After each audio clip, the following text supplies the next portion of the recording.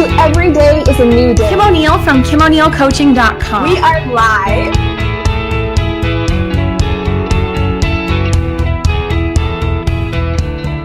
Hello and welcome to another episode of Every Day is a New Day. This is the inspirational interview show about moving forward and choosing to embrace a positive outlook. I'm your host, Kim O'Neill, a personal empowerment and interview confidence coach. And if you're watching us live, then hello to you. That means you found us on Facebook at Kim O'Neill Coaching, or if you're watching us on the replay, then you found us either also on Facebook or over at bingenetworks.tv or on YouTube. Either way, hello, welcome. Thank you for being here. Your likes, comments, and shares throughout the show are always welcome. And we look forward to engaging with you. So do go ahead and put your comments or questions down below so that we can connect with you and interact during the show. And again, we will connect with you after the show as well if you comment on the replay.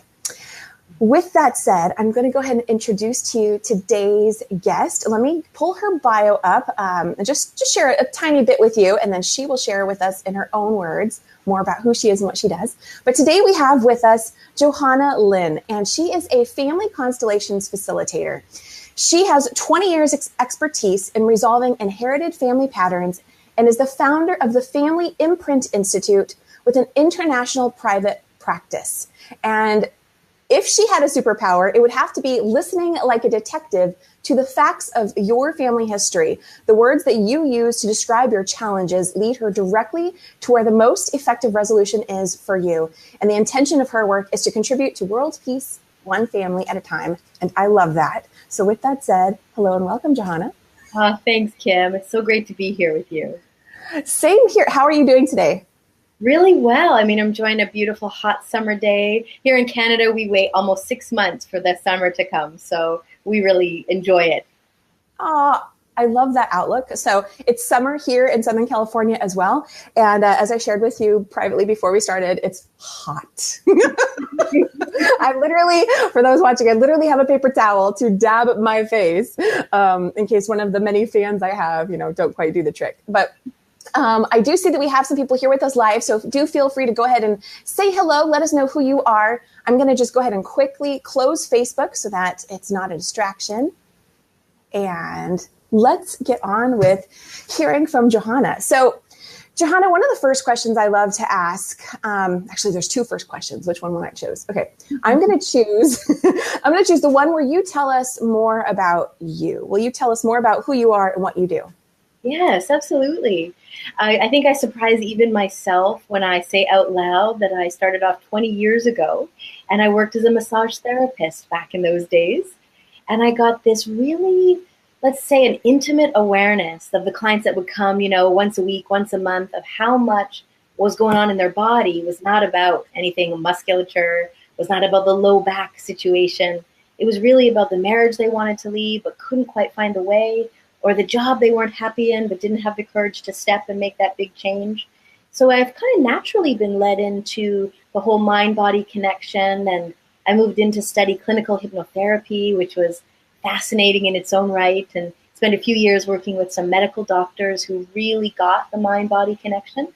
And they invited me into these amazing complex cases, and I would drive home each night thinking, I think I need some more tools in my toolbox.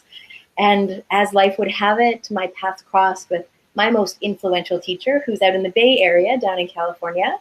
And there's where I studied inherited family trauma.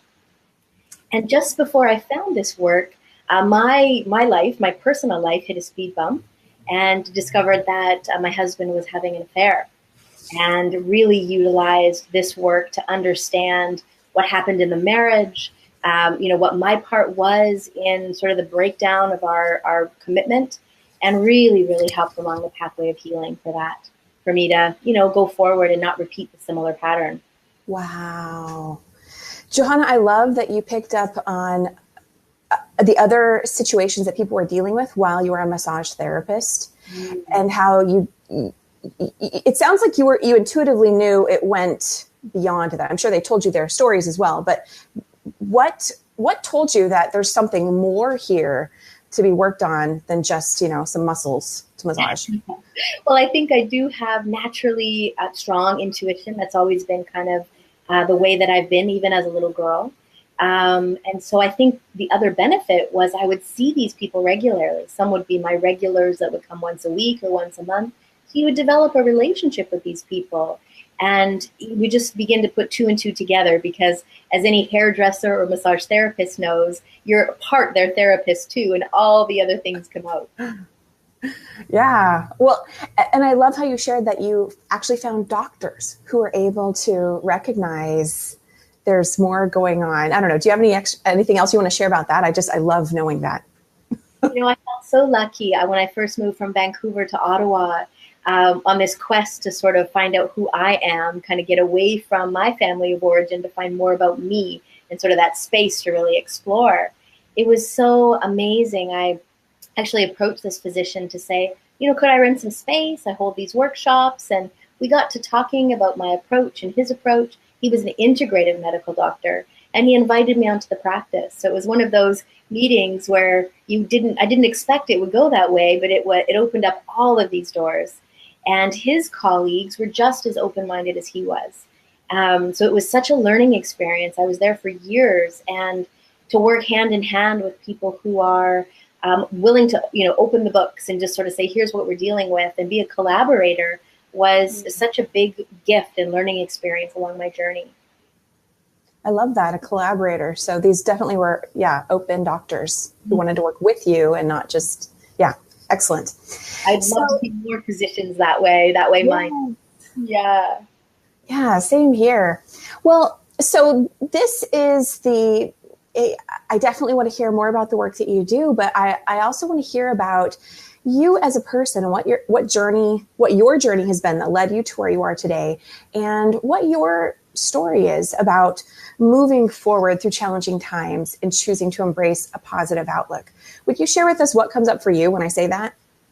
Yeah, I think it's so important from my own personal learning around what's happened in a day or what's gone on in the week where you maybe feel like, oh, this isn't working out for me, or this feels like a little bit of a bumpy ride. How do we, and I often use this term, come home to ourselves? How do we find what that true meaning is for us to make sense of what's going on around us? I've always been fascinated by why we pick who we fall in love with, or why certain habits are harder to unravel and step away from. So I've always been super curious about the human condition, how we make the most of life, how we actually intentionally choose positivity over, we're really hardwired, actually. We know through neuroscience to kind of go down the negative. It feels, I don't know, I guess we're just hardwired that way. So we've got to, put a line in the sand and say, no, I'm choosing this way. Really make use of that neuroplasticity and ability to rewire our brain. That's it. Yeah. Well, so tell us about a time when you were in a challenging situation and how you overcame that. Okay. Well, gosh, there's so many to choose from. I would say the greatest challenge was the one I mentioned at the beginning of the interview. The discovery that, oh my gosh, my marriage is over as of this, admission of guilt. And now what? We kind of see ourselves as these identities, as wife or as, whatever our profession might be. And so a lot of the times we're trying to find our way through by trying to understand who we were and what contributed to it. And so for me, I would say that was one of I often would describe it to my friends as feeling like the Humpty Dumpty story where he falls off the shelf and breaks into a million pieces. And there was this feeling of, I don't want to put myself back together the old way. And so what do I do with all of these pieces? How am I going to rebuild this towards something that is more meaningful, where life feels less like an upward hill struggle and more like something that's working for me. There's a lot of self-discovery during such a tumultuous time. How did you do that? How did you make that switch? So I think a lot of it was, and actually one of his closest friends, when he found out about our breakup, said, oh, Johanna, don't let this make you bitter. Help this break your heart open to something new. And I thought, wow, what a kind thing to say in that moment. Because it is true. We lose our bearings. Everything feels uncertain. And for me, I think it had me dive into the deep end, into my own personal growth journey, into, what was my part in this? I don't think affairs happen just out of the blue. And so who was I being? What was my part? How was I showing up? And how do I want to move forward, sort of taking the things that I could learn from this relationship, and now really all these years later, I see him as one of my greatest teachers. I have nothing but, goodwill and best wishes for him. And so it's really been a catalyst, actually. And now, Kim, when I work with couples in my practice, I can really have greater empathy. I know how raw and, vulnerable these moments can be. And so it gives me a different perspective when I'm kind of with a couple that might be on the edge of considering divorce, or maybe they're already there but really struggling with co-parenting. So it really helps to give me a deep understanding. I love that you said you see him now as a teacher. And when you said when you say that, you mean your ex-husband? Is that correct? Yeah. Yeah. Wow. I love that. So I'm curious, what have you learned about, and if you're open to sharing, of course, but what have you learned about your own family patterns through your divorce or through the work that you've done today? Did that teach you anything through that experience of divorce? Oh, yeah, absolutely. I think as many people that have been married for any length of time will kind of nod along and go, oh, yeah, we're certainly drawn to the partner that we end up with because of a lot of unresolved family history. And so when I first met him, there was a lot that was unresolved between my mom and I. And it seemed that him and I really replayed that pattern, which was why there was so much intensity and drama in the marriage itself. And so over time, and actually after learning this inherited family trauma piece, could I piece together, oh gosh, his background, he never knew his father, and that was a real wounded place for him. And if I've got a lot of challenges with my mom, no wonder we kind of came together like oil and water at certain times. No wonder this was a trigger. So it was almost like I could take about 100 steps back and really see it in the full picture. So that way, it was less about taking it personally, feeling rejected or betrayed or any of those things, and just kind of go, wow, this was bound to happen. And so I could step away with a lot more understanding and compassion for both of us. Wow. So, okay, I'm going to ask you, what does every day is a new day mean at the very end of the show? Because I want to continue with where we are right now. Tell us more about Family Constellations and what it is. I've had the privilege to participate in a few constellations. I don't even know if that's the right term for it. It throws me a little bit, but oh my goodness, they're so powerful and they're so interesting. So in case there's anyone watching who's completely new to Family Constellations, will you share with us all what exactly that is? Absolutely. And I think you're onto something there, Kim. It's like constellations. Is that the right term? Because I think a lot of people, are you an astrologer? Does this have to do with the stars? It's nothing at all like that. Think of it like the setup, like a constellation of stars, the setup of your family system. And so this idea that a constellation gives us an out picturing of an inner image that we've held inside for often years and years. And so think of it this way. If you hold the inner image that, let's say your mom was, critical or withdrawn, or your father, nothing you could do was ever good enough, that's the inner image you're carrying around. And so it's as if we step into life and it's set up in that same way. It's almost like life says to you, how do you want to deal with it this time? If you've got an authoritarian father, doesn't matter what job you're in, you end up with a bully for a boss. Or if you blame your mom, for being super critical, well, likely you're very self-critical. Or you marry a partner who's overly critical. And so there's this way to sort of work it through again. And a constellation gives you this very immense ability to see these, because all of these things are running us unconsciously. And so we bring it forward in that out picturing in the constellation. So not only do we raise our awareness, but once we see it, we can't unsee it. And so we go back into our lives very differently. Wow. So what is a Family Constellations session like? How would you describe it? Do you mean a private session or a workshop? They're a little different in the way I would. Okay, that's great. So I didn't know that. So, okay, so maybe share with us, I don't know, you share with us, either one you want. Sure. Well, my favorite, the one that just, I feel like a little kid the night before she's going to go to like an amusement park before I host a workshop. I'm just, so thrilled.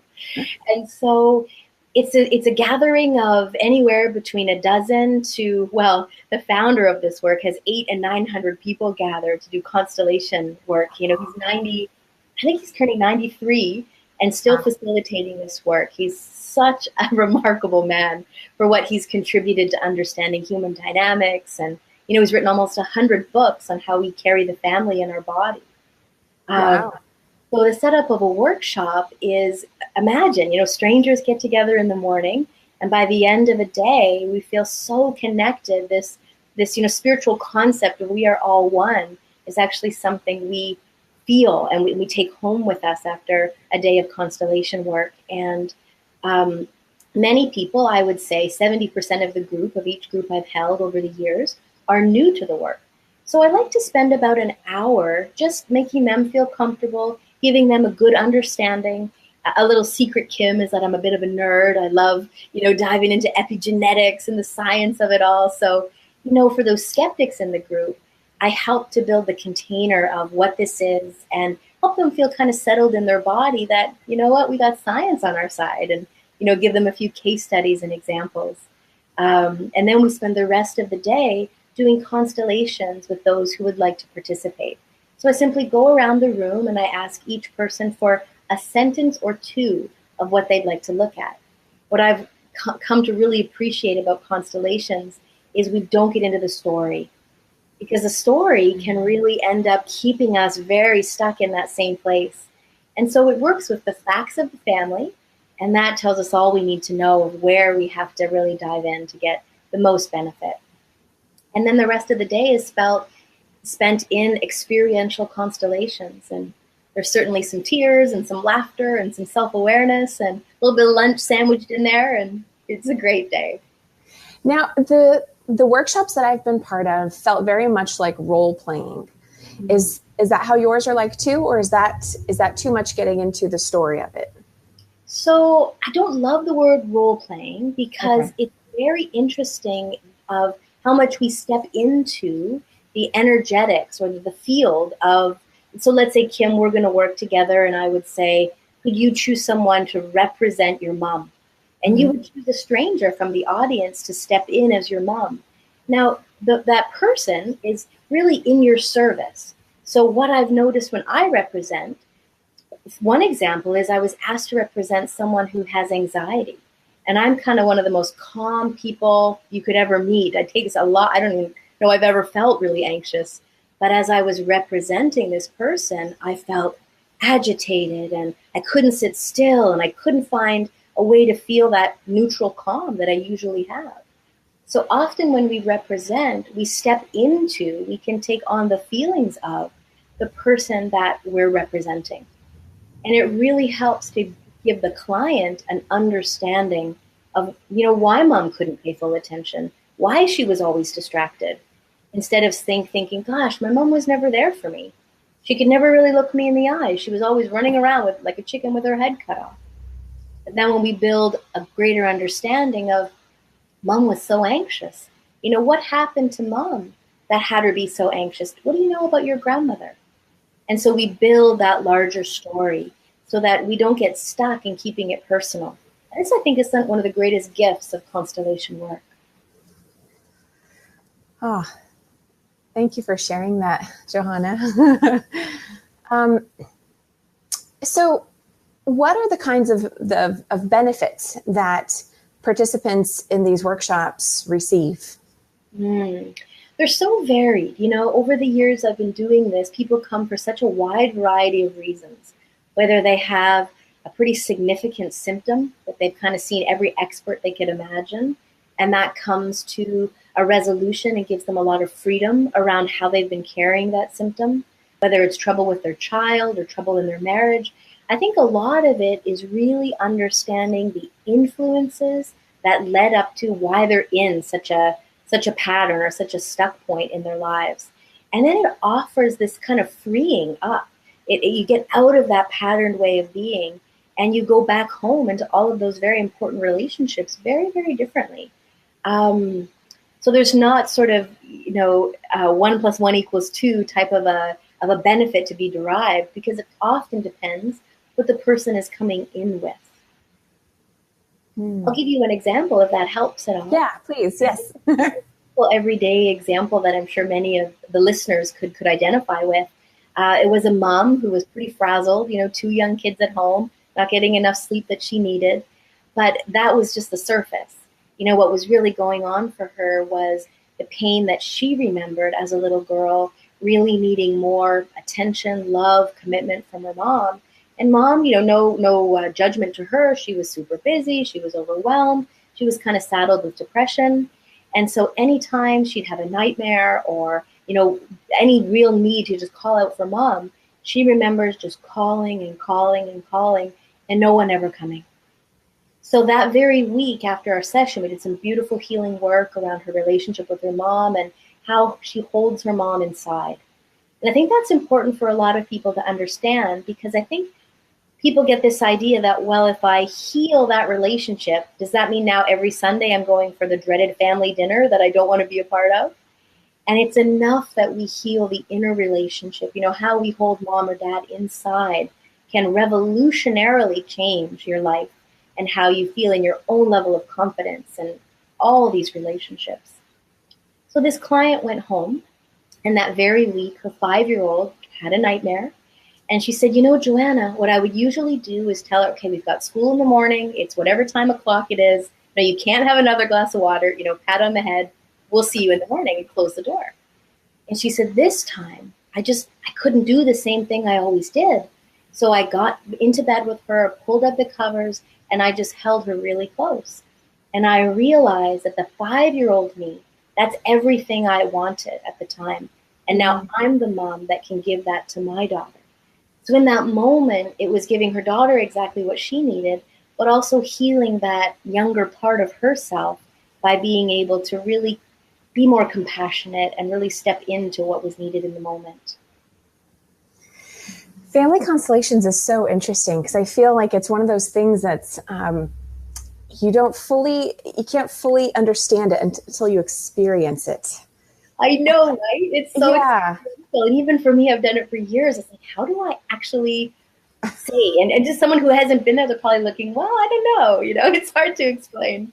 How has that contributed, or how have new people, you said that 70% of the people that show up are new people to this. How are they brought to it? Is it usually through someone else who's already experienced it that brings them in? Because the results are so profound. It's, the neighbor, the husband, the sister, wow, you've got to go see this work. It's just so amazing. And there's some really cool stuff that's coming out. For example, in Brazil, there was a judge who studied constellation work. And for whatever is going on in Brazil, I guess there's a huge waiting list for separating couples to finally get divorced. It's up to 5 years. And so this judge took couples, and he did a bit of a case study, actually. And so the couples that came in, and both husband and wife said, okay, we'll do a constellation. 100% resolution. There was no need for the court fight. It was understanding and moving forward with resolution.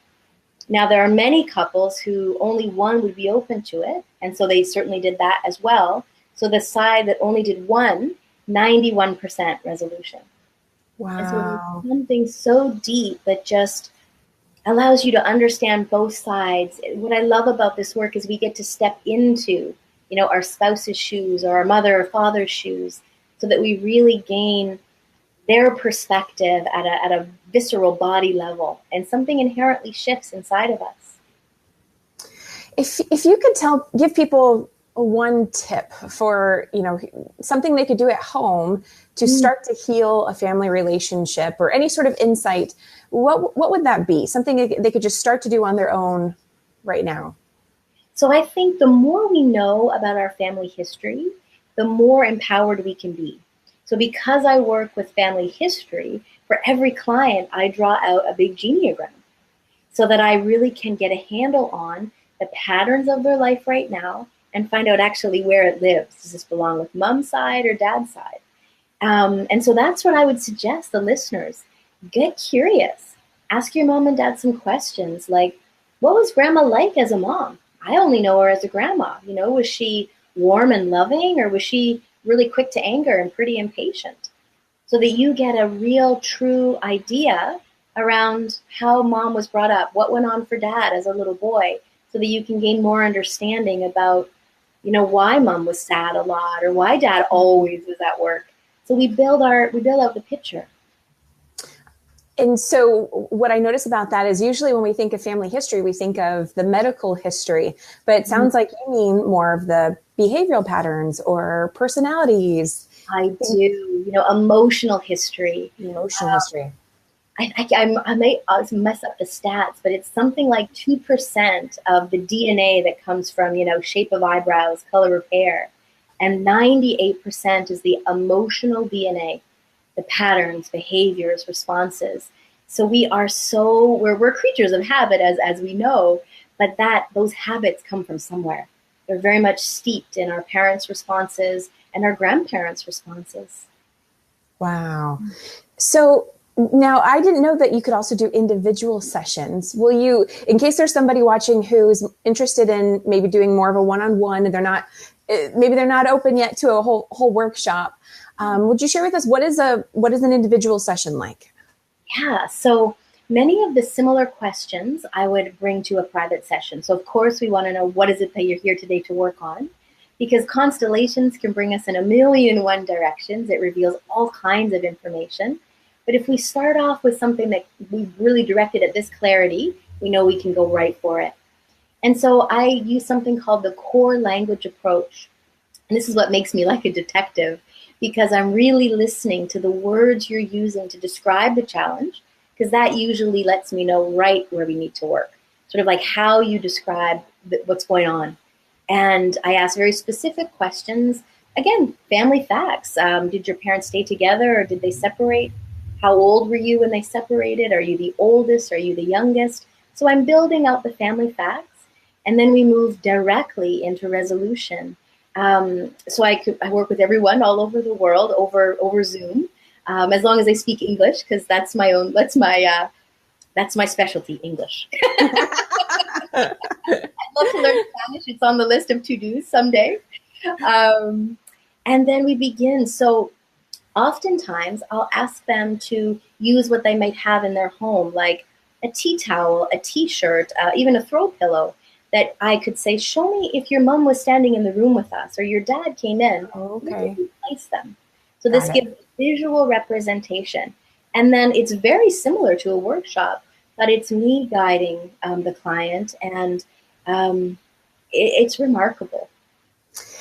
What would be some resources that someone could take a look at in case they're really curious, but again, I know if you haven't experienced it yet, you're just kind of like, I don't get it.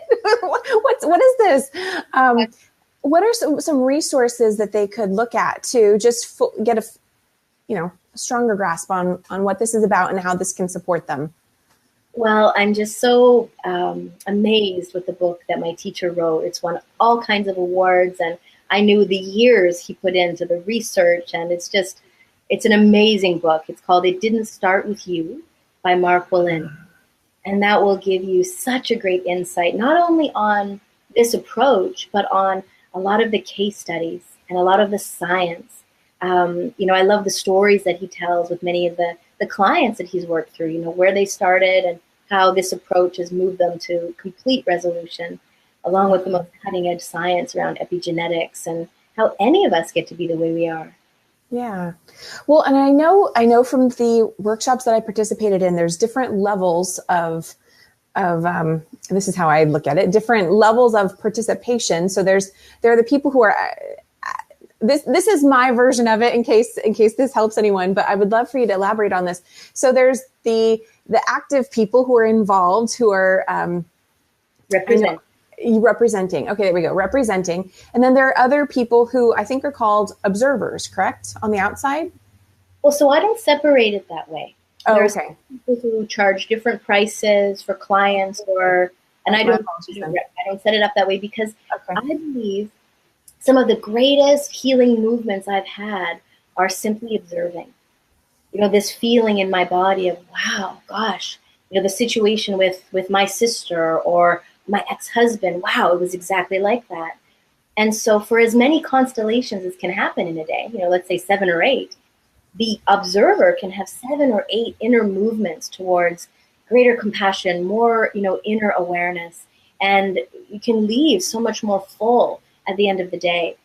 And so I think if we set it up that the client pays X amount and everybody else pays less, it unspokenly sets up the client has more value and everybody else is just kind of like an extra in the movie.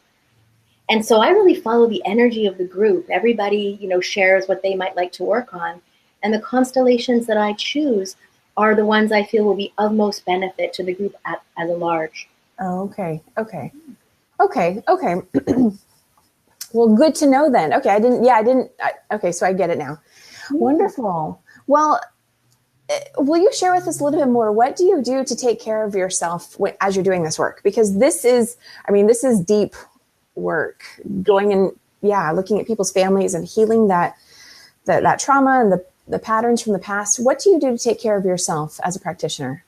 And it took me a while to find it, Kim. I was trying on this and what about that? And for me, what feels like home for me is my Kundalini practice. I found an amazing teacher out of Venice, actually, another amazing Californian. Her name is Guru Jagat, and I'm going to guess her at late 30s and just an old soul. She's so wise. And she has something called Rama TV that I log into right here in Canada. And I can practice along with her class right here online. It's so amazing because I'm a music lover. She uses the science of sound and mantra and movement, and it just melts the stress off. So you're kind of ready, reset for a new day. Nice. Okay. So Kundalini yoga. Mm-hmm. Okay, wonderful. And will you share with us what every day is a new day means to you? Yeah. Well, a little bit about really what I've learned along in this Kundalini practice journey. And I'm not really fully in there. I mean, I would never wear all white. There's no way I'm getting up at 4 a.m. to meditate, so I sort of utilize it. I utilize it in the way that works best for me, which is, when I first wake up and hop on the mat, and that feels to be really good for me. But a practice that I learned within Kundalini was at the end of every day, if there's a part where you felt, you're not too happy with yourself about something you did or said, or there was a conflict that came up with somebody in your world, just before falling asleep, to sort of really replay, okay, how could I have made a different choice? What maybe might I have said if I wasn't so hungry or wasn't so tired? How do I replay how I would have liked to respond? So that in the new day, I'm not carrying that guilt or regret forward with me. It's kind of complete with that day, and we start the new day really fresh and clear. So that seemed to really help me. Nice. So an active choice of trying to look at a situation from a different angle, different perspective, and seeing what else you could do. That's it. And, I've talked with a lot of colleagues who really struggle around leaving what they worked with in the day, in that day. Mm. And, for me, it's so important that when I finish with, let's say, client A, that I'm able to close his or her file and really recognize, he or she is their own person. They're going to take what we've done together into their world in their own way. And whether I wonder how it landed or worry about them, that doesn't serve them, nor would it serve my client B, so if I'm distracted with the first one. So I've really learned along the way to be fully present in that moment, and then, trust that in their own authority, in their own way, they're going to implement the work, where they're at, and not to take it on in my mind or in my worry. I love that you mentioned that because, the fact that they're, and this, I'm just thinking of this in this way right now for the first time, is that the fact that there is more that we could continue to think about and ponder and come up with, that's just evidence that there's going to be another day. And And I think sometimes we tend to think of, what's the end? Like, what's the conclusion? And sometimes there isn't one for that particular moment. So finding a way to just say, okay, this is as much as I've got right now, and I'll be able to pick it back up again tomorrow and look at it again. Yeah, just thought of that, because I know there have been many times, I've been doing great lately with sleeping, but many times in the past where, mind was just on overdrive and can't quite go to sleep because you're still mulling over the things that were happening that day. And you're trying to like eat the whole mountain, right? Like in one full swoop. And it's like, no, just, a little bit at a time and you'll get there. That's exactly right. So, okay, I would love to ask you, thanks for sharing with us what you do for self-care. Do you happen to have any creative outlets that also support you in just, I don't know, just for your own, another level of self-care? Yeah. I mean, for me, being on the water is the best thing. So luckily, my husband and son, we love to kayak. So we get out, we'll kayak, we'll swim, really anything in nature. This is our first year. We kind of live a few hours away from Algonquin Park. So this is our first year to get out and explore that park. But it seems as soon as the weather gets nice, we're out and about camping, hiking. So really kind of getting grounded and surrounded by the trees. That's really a way that, you sort of just let everything else drop and really be with nature. That's a great one. Yes. Be out in nature. Wonderful. And what can you tell us about what's next for you, or what's something that you're actively working on now that you'd like to share with the audience? Yeah. Well, I think a really big piece for me has been, I worked with 3 clients today, which is I've learned my energetic capacity. I've got my Kundalini, and, I don't know what to burn out. I love this work too much. And so I thought, how can I make sure this work gets into more people's hands? And so my new project is my training program, so that people like coaches, marriage counselors, anybody in the front line of working with people have this in their back pocket, this piece about how much the family influences every part of our lives. And so that's become so important to me. And I just finished my first round of the training. It was so well received, and it was I felt so, this is the next thing for me. I love teaching, and especially on this topic. So it just couldn't have gone better. I'm so happy with how it all came together. So what is your program called? It's called the Family Imprint Institute Training. Okay, that one. And where can they find out more about it? Well, I'm happy to post it in the notes of our live if you'd like, or simply visiting my website, which is www.johannalynn.ca, and click on training. Awesome.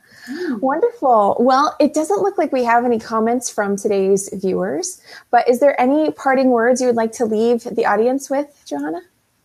Well, parting words. Wow.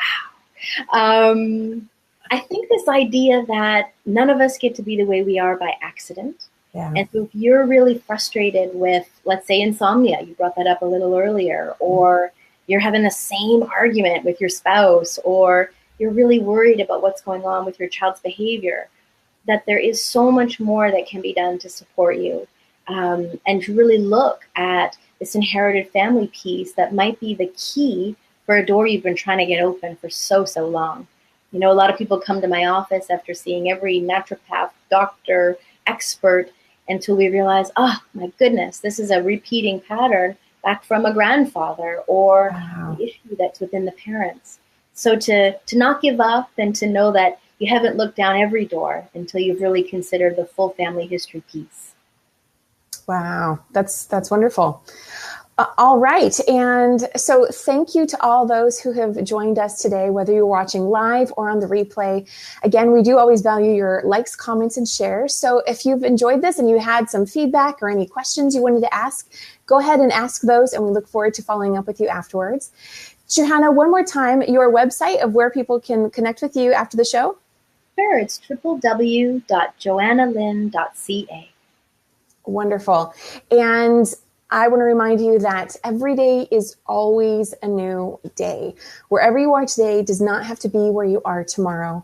And to remember that, like Johanna was saying, there's there's always other things, happening out there. And so you can always just take time to consider, what's another way that I could have responded to something, or another way that that you can move forward with whatever family situation you've got going on, and start to rewire, those patterns, or maybe the way that you think and the choices that you make through your thoughts, and of course through a family constellation session, which are amazing. They truly, truly are. And I absolutely recommend anybody who's working to figure out what's going on with their family, do a family constellation sessions. Just go and experience it. And then you'll really be able to, understand. And they're so insightful. So, then they'll know what we were talking about, right, Kim? Say that again. Then they'll know what we were talking about. Exactly. Then they'll know what we're talking about. So wonderful. Well, thank you so much for being here with us, Johanna. I appreciate having you on and sharing the work that you do. Yes, thank you for having me. You're welcome. And for all those who'd like to stay tuned for future shows, you can go to on Facebook at Kim O'Neill Coaching, or go to my website, KimO'NeillCoaching.com. And I'll be honest, I need to update the dates for all my future guests coming on. Super excited about everyone that we're having join us on this show. And you can also find the replays over on bingenetworks.tv or on YouTube. So thank you for being here with us. Have a fantastic day, and I'll see you next time. Bye. Bye-bye. And I'm going to blot the sweat off my face one more time because it's so hot here.